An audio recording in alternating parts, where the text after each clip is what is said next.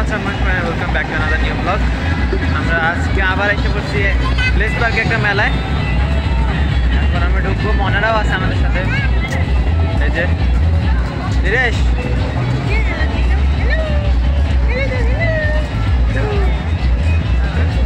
লজ্জা পাইছে, ঢুকি এখন। আমরা আজকে এসেছি 2025 সালে ভিসিক উদ্যোক্তা মেলায়। প্রত্যেক বছর এরকম একটা মেলা উদযাপিত হয়, কিন্তু আমরা প্রত্যেক বছরই যাই, কিন্তু এবছর এটা বরিশাল বেলেস পার্কে উদযাপিত হচ্ছে। এবছর মেলায় অনেক নতুন নতুন আইটেম উঠছে, ঘর সাজানোর, বেতের তৈরি এবং বাঁশের তৈরি অনেক জিনিস, যেগুলো দেখতে খুবই সুন্দর। তার সাথে আছে কিছু মাটির জিনিস। হাঁটতে হাঁটতে আমরা 3 ভাই ক্লান্ত হয়ে গেলাম, সেজন্য এক জায়গায় দাঁড়াই গেলাম। আর আম্মু আর মনা ঘোরাঘুরি করে জিনিস দেখতেছিল। মেলায় ছবি তোলার জন্য কিছু ফ্রেম বানানো হয়েছে, তাই দেখে আমরা আবার ছবি তুলতে গেলাম। এই মেলাটি চলবে মোট 10 দিন ব্যাপী এবং শেষ হবে 26 জানুয়ারি। আর মাত্র 2-3 দিনই বাকি আছে। আপনারা এখন পর্যন্ত যারা যারা মেলাটা আসেন নাই, তারা চাইলে এখন এসে যেতে পারেন। দেখেন এখানে অনেক সুন্দর সুন্দর জিনিস তৈরি করা হয়েছে বাঁশ দিয়ে। এখানে বাঁশের মগগুলো আমার অনেক ভালো লেগেছে। এখানে প্রতিটা জিনিস দেখতে খুবই অসাধারণ। এবার মেলায় মেয়েদের অনেক জিনিস উঠছে, শাড়ি ড্রেসের সাথেও আরও রয়েছে সাজুগুজুর জিনিস, যেমন কি চুড়ি, ক্লিপ এবং আরও অন্যান্য জিনিস। এগুলো পিস 30 টাকা 40 টাকা করে দাম। এর সাথে আরও অনেক খাবারের স্টলও হয়েছে, যেগুলোতে কেক, পিঠা এবং ঝালমুড়ি, চটপটি বিক্রি করা হয়।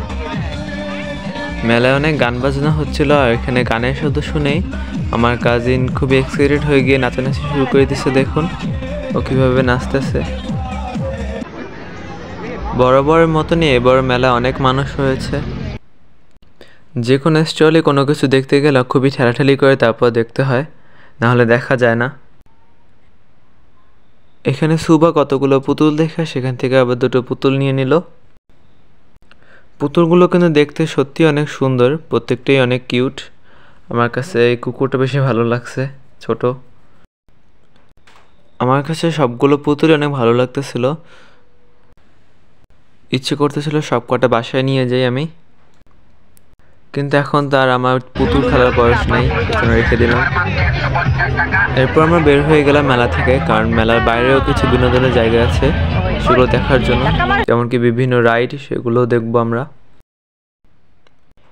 এবার মেলার বিভিন্ন ভ্যারাইটি জিনিসের মধ্যে অনেক বেলুনও উঠছে, যেমন কি ভাইরাল ঝিকিমিকি বেলুন, তারপর আছে স্মাইলি এবং আরও অন্যান্য রকমের বেলুন।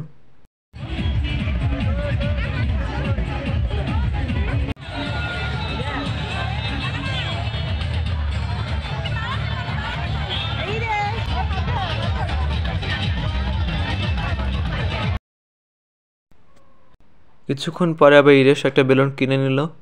তা পেয়ে ইরেশ কি খুশি তা তো দেখেই বুঝতে পারছেন আপনারা।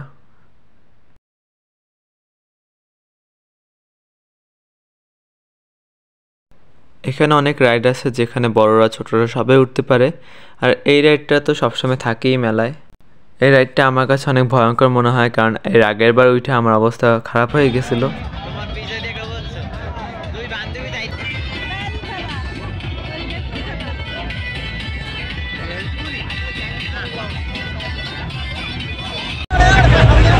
আজকে অনেকক্ষণ ঘোরাঘুরি করলাম, অনেক কিছু দেখলাম, অনেক মজা হইলো।